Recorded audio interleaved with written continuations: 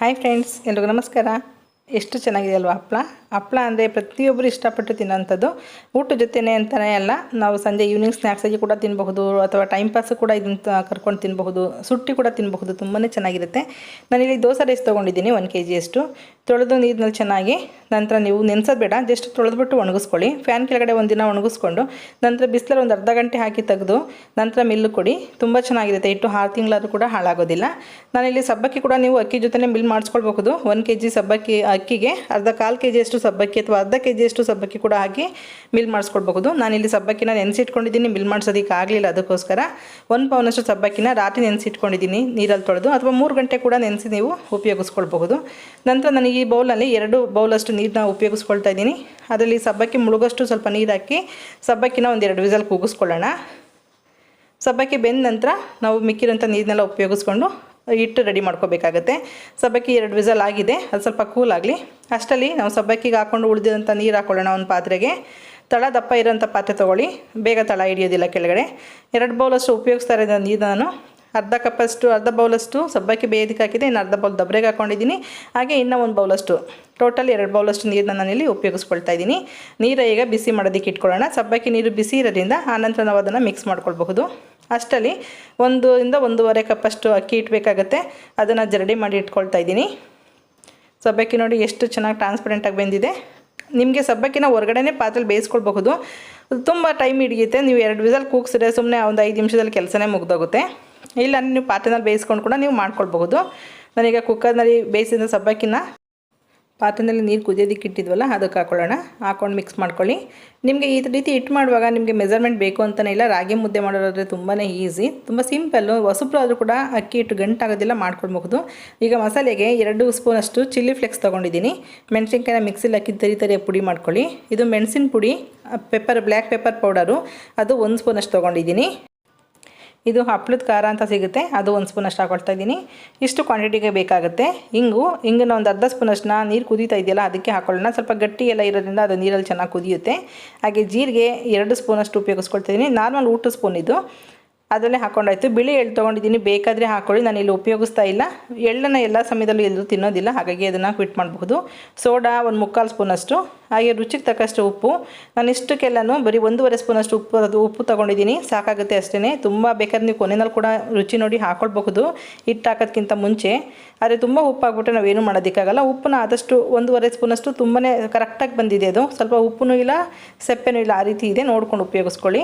ಕುದೀತಾರಂತ ಸಬ್ಬಕ್ಕಿ ನೀರಿಗೆ ಹಾಕ್ಕೊಳ್ಳೋಣ. ಎಲ್ಲ ಮಸಾಲೆನೂ ಹಾಕ್ಕೊಂಡು ತುಂಬ ಏನು ಕುದಿಸೋದು ಬೇಡ, ಜಸ್ಟ್ 1 ಕುದಿ ಬಂದರೆ ಸಾಕು.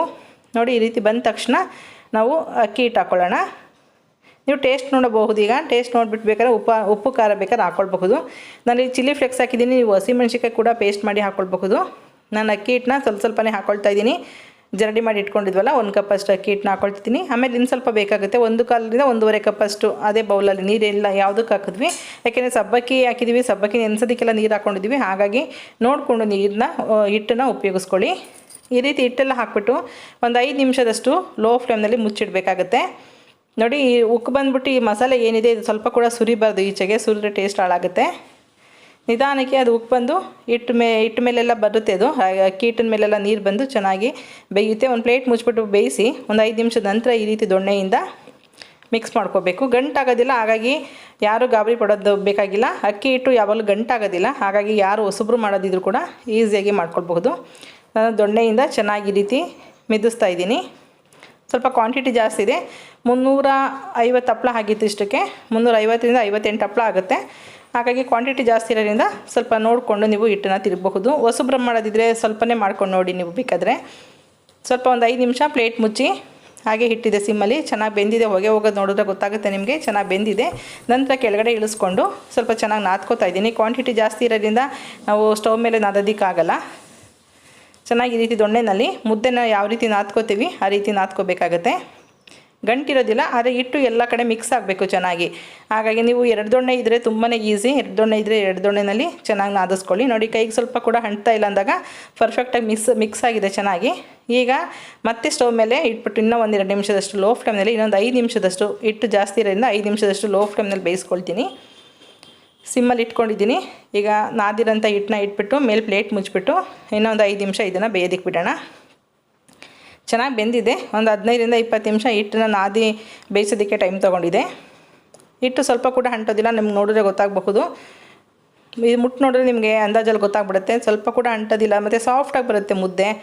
ಹಾಗಾಗಿ ನಿಮಗೆ ಪರ್ಫೆಕ್ಟಾಗಿ ಇದೆ ಅಂತ ನಿಮಗೆ ನೀಟಾಗಿ ಗೊತ್ತಾಗುತ್ತೆ. ಸ್ವಲ್ಪ ಕೂಡ ಎಣ್ಣೆ ಕೂಡ ಹಾಕಿಲ್ಲ ನೋಡಿ, ಎಷ್ಟು ಚೆನ್ನಾಗಿ ಶೈನಿಂಗಾಗಿ ಬಂದಿದೆ ಮುದ್ದೆ ಅಂತ. ಈಗ ಒಂದು ಆಟ್ ಬಾಕ್ಸಿಗೆ ಎಲ್ಲನೂ ಮುದ್ದೆ ಮಾಡಿ ಇಟ್ಕೊಳ್ತೀನಿ ನಾನು. ಹಾಗೆ ಪ್ಲೇಟ್ಗಳು ತೊಗೊಂಡಿದ್ದೀನಿ ಉಂಡೆ ಮಾಡಿ ಇಟ್ಕೊಳ್ಳೋಕ್ಕೆ. ಸ್ವಲ್ಪನೇ ಎಣ್ಣೆ ಸಾಕು, ತುಂಬ ಎಣ್ಣೆನೂ ಹಾಕಬೇಡಿ. ಎಲ್ಲ ಮುದ್ದೆ ಮಾಡಿ ರೆಡಿ ಮಾಡ್ಕೊಂಡಿದ್ದೀವಿ. ಈಗ ಒತ್ತೋದಕ್ಕೆ ರೆಡಿ ಮಾಡ್ಕೊತಾ ಇದ್ದೀವಿ. ಸಣ್ಣ ಸಣ್ಣ ಒಂದೊಂದೇ ಮುದ್ದೆ ತೊಗೊಂಡು ಈ ರೀತಿ ಗೋಲಿ ಆಕಾರದಲ್ಲಿ ಸಣ್ಣ ಸಣ್ಣ ಉಂಡೆ ಮಾಡಿ ಒಂದು ಪ್ಲೇಟ್ನಲ್ಲಿ ಇಟ್ಕೊಂಡಿದ್ದೀವಿ. ಇಲ್ಲಿ ಒಂದು 2ರಿಂದ 3 ಜನ ಇದ್ದರೆ ಬೇಗ ಬೇಗ ಕೆಲಸ ಆಗುತ್ತೆ. ಅಕ್ಕಪಕ್ಕದವರೆಲ್ಲ ಸೇರ್ಕೊಂಡು ನೀವು ಮಾಡಿದ್ರೆ ತುಂಬಾ ಈಸಿಯಾಗಿ ಮಾಡ್ಕೊಳ್ಬಹುದು. ನಾನಿಲ್ಲಿ ಟ್ರಾನ್ಸ್ಪರೆಂಟ್ ಕವರ್ ತೊಗೊಂಡು ಒಂದೊಂದೇ ಚೂರು ಒಂದು ಸಲ ಎಣ್ಣೆ ಹಚ್ಚಿದ್ರೆ 4-5 ಹಪ್ಪಳ ಮಾಡ್ಬೋದು. ಮತ್ತು ಪದೇ ಪದೇ ಎಣ್ಣೆ ಹಚ್ಚೋ ಅವಶ್ಯಕತೆ ಇಲ್ಲ. ಈ ರೀತಿ ಜಸ್ಟ್ ಒಂದು ಬೆಳ್ಳಷ್ಟು ಎಣ್ಣೆ ಸ್ಟಾರ್ಟಿಂಗ್ ಮಾಡುವಾಗ ಅಷ್ಟೇ ಹಚ್ಕೊಳ್ತಾ ಇದ್ದೀವಿ. ಒಂದು ಕವರ್ ಮೇಲೆ ಉಂಡೆ ಇಟ್ಬಿಟ್ಟು ಇನ್ನೊಂದು ಕವರ್ಗೂ ಎಣ್ಣೆ ಸವರಿ ಅದನ್ನು ಮುಚ್ಚಿಟ್ಟು ಈ ರೀತಿ ಪ್ರೆಸ್ ಮಾಡಿದ್ರೆ ನೀಟಾಗಿ ಬರುತ್ತೆ. ಪ್ರೆಸ್ಸಿಂಗ್ ಮಿಷಿನ್ ಇಲ್ಲ ಅಂದರೆ ನೀವು ಒಂದು ಪ್ಲೇಟು ಅಥವಾ ತಟ್ಟೆಯಿಂದ ಕೂಡ ಪ್ರೆಸ್ ಮಾಡ್ಬೋದು, ಅದು ನೀಟಾಗಿ ಬರುತ್ತೆ. ಅಕ್ಕಿ ಹಿಟ್ಟು ಹಾಕಿ ಕೂಡ ಒತ್ಕೊಳ್ಬೋದು. ಅದಕ್ಕಿಂತ ಇದು ಪ್ರೆಸ್ ಮಾಡೋದು ತುಂಬ ಈಸಿ, ಬೇಗ ಬರುತ್ತೆ. ಮುದ್ದೆ ಕೂಡ ಸಾಫ್ಟಾಗಿ ತುಂಬಾ ಚೆನ್ನಾಗಾಗಿದೆ. ಈ ರೀತಿ ಒಬ್ಬರು ಪ್ರೆಸ್ ಮಾಡಿಕೊಟ್ರೆ ಇನ್ನೊಬ್ಬರು ಇದನ್ನು ಆದಷ್ಟು ಕವರ್ ಮೇಲೆ ಹಾಕಬೇಡಿ, ಸೀರೆ ಅಥವಾ ದುಪ್ಪಟ್ಟ ಮೇಲೆ ಹಾಕ್ಕೊಳ್ಳಿ. ಸೀರೆನೂ ಅಷ್ಟೇ ಕಾಟನ್ ಸೀರೆ ಉಪಯೋಗಿಸೋಕ್ಕಿಂತ ಪಾಲಿಸ್ಟರ್ ಈ ಥರ ಜಾರ್ಜೆಟ್ ಸೀರೆಗಳು ಉಪಯೋಗಿಸಿದ್ರೆ ಚೆನ್ನಾಗಿರುತ್ತೆ. ಕಾಟನ್ ಆದರೆ ಅಕಸ್ಮಾತ್ ಏನಾದರೂ ಹಳೆ ಸೀರೆ ಆದರೆ ಅದರಲ್ಲಿರೋ ನೂಲುಗಳೆಲ್ಲ ಅಂಟ್ಕೊಳ್ತವೆ. ಹಾಗೆ ಕಾಟನ್ ಸೀರೆಗಿಂತ ಈ ಥರ ಸೀರೆಗಳು ಜಾರ್ಜೆಟ್ ಸೀರೆಗಳು ತುಂಬಾ ಒಳ್ಳೆಯದು. ಈ ರೀತಿ ಹಪ್ಪಳನ ನಾವು ಪ್ರೆಸ್ ಮಾಡಿದ್ದೀವಲ್ಲ, ಆ ಕವರ್ನ ತೆಗೆದು ಬಟ್ಟೆ ಮೇಲೆ ಹಾಕಿಬಿಟ್ಟು ಜಸ್ಟ್ ಒಂದು ಸ್ವಲ್ಪ ಪ್ರೆಸ್ ಮಾಡಿ ಹಿಂಗೆ ತೆಗೆದ್ರೆ ಸಾಕು, ಕವರ್ನ ನೀಟಾಗಿ ಈಸಿಯಾಗಿ ಬರುತ್ತೆ. ಆ ಹಪ್ಪಳ ಏನಿದೆ ಅದು ಆಗಿನ ಅಂಟ್ಕೊಳ್ಳುತ್ತೆ ಸೀರೆಗೆ, ಆವಾಗ ನಮಗೆ ಕವರ್ ತೆಗೆದು ಕೂಡ ತುಂಬ ಈಸಿ ಆಗುತ್ತೆ. ಇದನ್ನು ನೆರಳಲ್ಲೇ ಒಣಗಿಸ್ಬೇಕು. ಫಸ್ಟ್ ಡೇ ನೀವು ಎಲ್ಲ ಕೆಲಸ ಮುಗಿಸಿ ತಿಂಡಿ ಎಲ್ಲ ಮುಗಿಸಿ 11 ಗಂಟೆಗೆ ಇಡೋದು ಸಾಕು. ನೀವು ಪೂರ್ತಿ ಒಂದು ದಿನ ನೆರಳಲ್ಲಿ ಒಣಗಿಸಿ ನಂತರ ನೀವು ನಾಳೆ ಬೆಳಗ್ಗೆ ಒಂದು ಅರ್ಧ ಗಂಟೆ ಬಿಸಿಲಲ್ಲಿ ಹಾಕ್ಕೊಂಡ್ರೆ ಸಾಕು. ತುಂಬ ಈ ಬಿಸಿಲು ಕೂಡ ತುಂಬ ಬೇಕಾಗಲ್ಲ. ಒಂದು ಅರ್ಧ ಗಂಟೆ ಹಾಕಿ ನೀವು ಸ್ಟೋರ್ ಮಾಡ್ಕೊಳ್ಬಹುದು, ಅಥವಾ ಬಿಸಿಲು ಇರೋ ಟೈಮ್ನಲ್ಲೇ ನೀವು ಸ್ಟೋರ್ ಮಾಡ್ಕೊಳ್ಬಹುದು. ನಾನೀಗ ಇನ್ನೂ ತೆಳುಗಬೇಕು, ತುಂಬ ದಪ್ಪ ಆಯಿತು ಅಂತ ನಿಮಗೆ ಏನಾರು ಅನಿಸಿದ್ರೆ ಈ ಥರ 3-4 ಹಪ್ಪಳನ ಒಂದು ಸಲ ಒತ್ಬಿಟ್ಟು ಇಟ್ಕೊಂಡು ನಂತರ ಒಂದು ಕವರ್ ಹಾಕ್ಬಿಟ್ಟು ಮತ್ತೆ ಒಂದು ಸಲ ಪ್ರೆಸ್ ಮಾಡಿದ್ರೆ ಇನ್ನೂ ತೆಳುವಾಗಿ ಬರ್ತವೆ ಹಪ್ಪಳಗಳು. ತುಂಬ ತೆಳು ಬೇಕು ಅಂದರೆ ಆ ರೀತಿ ಮಾಡ್ಕೊಳ್ಳಿ. ನೋಡಿ ಎಷ್ಟೊಂದು ಹಪ್ಪಳ ಆಗಿದೆ ಅಂತೇಳಿ. ತುಂಬ ಈಸಿ. ಒಬ್ಬರು ಪ್ರೆಸ್ ಮಾಡಿಕೊಟ್ರೆ ಇನ್ನೊಬ್ಬರು ಒಣಗಾಕ್ಕೊಳ್ಬೋದು. ಒಂದು 300-380 ಹಪ್ಪಳ ಏನೋ ಆಗಿದೆ. ಇದು ಸ್ವಲ್ಪ ಹಿಟ್ಟಿಗೆ ಒಂದೂವರೆ ಕಪ್ಪಷ್ಟು ಹಿಟ್ಟು ಅಷ್ಟೇ ಉಪಯೋಗಿಸಿರೋಂಥದ್ದು. ಇದೆಲ್ಲ ನೋಡಿ ಸ್ವಲ್ಪ ಸಂಜೆ ಅಷ್ಟೊತ್ತಿಗೆ ಯಾವ ರೀತಿ ಒಣಗಿದೆ, ಸ್ವಲ್ಪ ಬಟ್ಲು ಥರ ಆಗಿದೆಯಲ್ಲ, ಇದನ್ನು ಉಲ್ಟಾ ಮಾಡಬೇಕಾಗತ್ತೆ. ನೋಡಿ ಎಲ್ಲ ಹಸಿ ಇರೋದೆಲ್ಲ ಒಣಕೊಳ್ಳುತ್ತೆ. ನಾವು ನಾಳೆ ಬೆಳಗ್ಗೆಗೆ ಬಂದು 2 ಸಲ ಉಲ್ಟಾ ಮಾಡಿದ್ರೆ ಸಾಕು. ನಾಳೆ ಬೆಳಗ್ಗೆಗೆ ಬಂದು ಬಿಸಿಲಲ್ಲಿ ಒಂದು ಸ್ವಲ್ಪ ಹೊತ್ತು ಒಣಗಾಕಿದ್ರೆ ತುಂಬ ಗರಿ ಆದಂಥ ಹಪ್ಪಳ ನೀವು 2 ವರ್ಷ ಸ್ಟೋರ್ ಮಾಡಿದ್ರು ಕೂಡ ಸ್ವಲ್ಪ ಕೂಡ ಹಾಳಾಗೋದಿಲ್ಲ, ಹುಳ ಕೂಡ ಬರೋದಿಲ್ಲ. ನೀವು ಹಪ್ಪಳ ಮಾಡಬೇಕಾದ್ರೆ ತುಂಬ ಎಣ್ಣೆನ ಉಪಯೋಗಿಸೋಕೆ ಹೋಗಬೇಡಿ, ಚುಂಗು ಸ್ಮೆಲ್ ಬರುತ್ತೆ. ಹಾಗಾಗಿ ನಾನು ಬಿಸಿಲಲ್ಲಿ ಹಾಕ್ಕೊಂಡಿದ್ದೀನಿ ಒಂದು ಅರ್ಧ ಗಂಟೆ. ಈಗ ಬಿಸಿಲಲ್ಲಿ ಚೆನ್ನಾಗಿ ಒಣಗಿದ ನಂತರ ನಾವು ಸ್ಟೋರ್ ಮಾಡಿ ಇಟ್ಕೊಳ್ಬಹುದು. ತುಂಬ ಕಡಾಳ ಆಗಿರ್ತವೆ, ನಿಮ್ಗೆ ನೋಡಿದಾಗಲೂ ಕೂಡ ಗೊತ್ತಾಗುತ್ತೆ. ನೆರಳಲ್ಲಿ ಎಷ್ಟೇ ಒಣಗಿಸಿದ್ರು ಬಿಸಿಲಿಗೆ ಹಾಕಿದ ತಕ್ಷಣ ಹಪ್ಪಳ ಗರಿಯಾಗಿ ಒಂದೊಳ್ಳೆ ಸೌಂಡ್ ಬರುತ್ತೆ. ನೋಡಿ ತುಂಬ ಒಣಗಿಸ್ಬೇಕು ಅಂತ ಇಲ್ಲ, ತುಂಬ ಅದೇನು ಮುದ್ರಕೊಂಡಂಗೆ ಬಟ್ಲು ಥರ ಆಗಿಲ್ಲ, ತುಂಬ ಅಗಲವಾಗೇ ಇದೆ. ಅಂದರೆ ಅದರಲ್ಲಿ ನೆರಳಲ್ಲಿ ಒಂದು ದಿವಸ ಪೂರ್ತಿ ಒಣಗಿಸಿ ನಂತರ ಬಿಸಿಲಲ್ಲಿ ಹಾಕಿದ್ರೆ ಈ ರೀತಿ ಹಪ್ಪಳಗಳು ಅಗಲವಾಗಿ ಬರ್ತವೆ. ನಮಗೆ ಸ್ಟೋರ್ ಮಾಡೋಕ್ಕೆ ಕೂಡ ತುಂಬ ಜಾಗ ಸೇವ್ ಆಗುತ್ತೆ. ಎಷ್ಟು ಚೆನ್ನಾಗಿದೆ ಗೊತ್ತಾ ಇದು.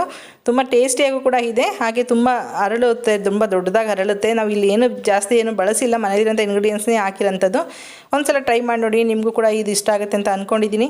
ಎಲ್ಲ ಸಮಯಕ್ಕೂ ನಮಗೆ ಹಪ್ಪಳ ಬೇಕಾಗುತ್ತೆ. ಮಳೆಗಾಲದಲ್ಲಿ ಚಳಿಗಾಲದಲ್ಲಿ ಮಾಡೋದಕ್ಕಾಗಲ್ಲ, ಅಥವಾ ಬಿಸಿಲಿದಾಗ ಮಾಡೋಕ್ಕಾಗಲ್ಲ ಅಂದಾಗ, ಈಗ ಬೇಸಿಗೆ ಇರೋದ್ರಿಂದ ಮಕ್ಕಳು ಕೂಡ ಮನೇಲಿ ಇರ್ತಾರೆ, ಅವ್ರ ಹೆಲ್ಪು ಕೂಡ ತೊಗೊಂಡು ನೀವು ಮಾಡಬಹುದು ತುಂಬಾ ಈಸಿಯಾಗಿ. ಓಕೆ ಫ್ರೆಂಡ್ಸ್, ವಿಡಿಯೋ ಎಲ್ಲರೂ ಇಷ್ಟ ಆಯಿತು ಅಂತ ಅಂದ್ಕೊಳ್ತೀನಿ. ಇನ್ನೂ ಹಲವಾರು ರೆಸಿಪಿಗಳು, ಹಪ್ಪಳದ ರೆಸಿಪಿಗಳನ್ನ ಅಪ್ಲೋಡ್ ಮಾಡ್ತೀನಿ, ನೋಡ್ತಾ ಇರಿ. ಹಾಗೆ ನನ್ನ ಚಾನಲ್ ಸಪೋರ್ಟ್ ಮಾಡ್ತಾಯಿರಿ. ಹಾಗೆ ನೀವೇನೋ ಹೊಸಬ್ರಾಗಿದ್ದರೆ ನನ್ನ ಚಾನಲ್ನ ಸಬ್ಸ್ಕ್ರೈಬ್ ಮಾಡ್ಕೊಳ್ಳೋದು ಮರಿಬೇಡಿ. ಹಾಗೆ ನಿಮ್ಮ ಅಭಿಪ್ರಾಯ ಅನಿಸಿಕೆಗಳೇನಾದ್ರು ಇದ್ದರೆ ನನಗೆ ತಿಳಿಸಿ ಕಮೆಂಟ್ ಮೂಲಕ. Okay bye, thank you.